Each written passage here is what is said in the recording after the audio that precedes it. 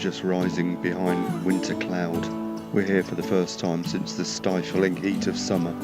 Looking out from the North Hyde, a buzzard wheels in the grey heavens. Also on view, in the murky distance, is a little egret, mute swan, and widgeon. We think of moving on, but then a squally shower arrives. But at least the North Hyde provides some shelter as we watch this grey heron with its back to the wind. And a glance at the horizon brings hope of brighter weather to come. We leave the North Hyde as a great white egret flies in. One of two that are here at the moment.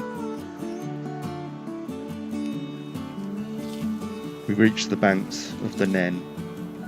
This stretch of the river in springtime is loud with birdsong, but now has grown silent, apart from a few robins and wrens.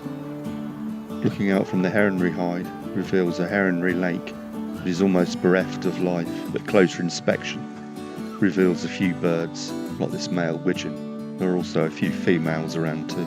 And a common sight on most inland waterways, a cormorant.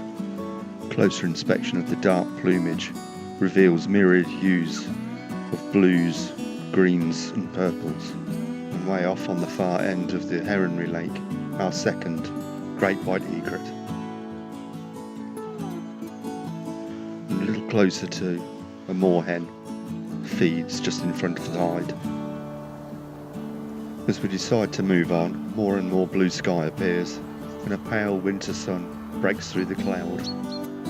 We continue our walk by the River Nen, which is quite high, as we make our way to our next port of call, the South Hyde, which overlooks this reed bed, Old Winkle Lake, and a feeder area, where sometimes in winter siskins can be seen, but not today, just great tit and blue tit, and not forgetting this goldfinch.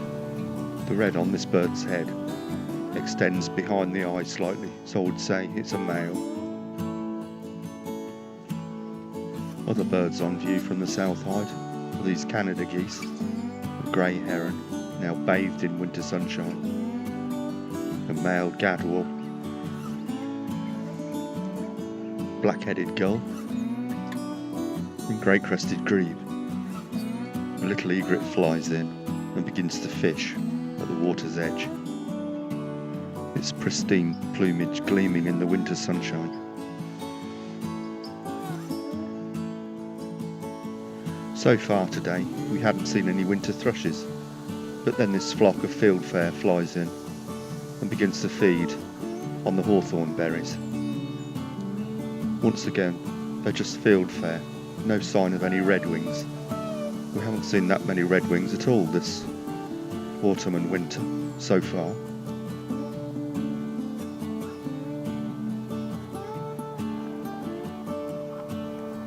We leave the South Hyde and continue our clockwise circuit around Titchmarsh. It really is a pleasant early winter day now, plenty of blue sky and a bit of warmth in the sunshine too. Our route past the trout fishery reveals only fishermen and these rare breed Lowton sheep. But then, eventually, we're rewarded by this excellent view of this red kite, and I'll leave you with that. We'll look out at the end of the clip for the carrion crow that comes in and steals what's left of the kite's meal. I'll see you next time.